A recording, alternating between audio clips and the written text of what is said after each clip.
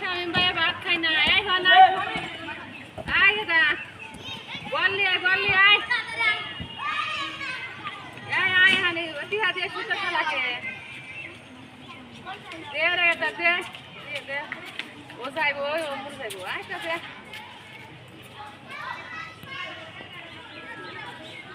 তো খেলা মানে কি দিহা দিয়েছো না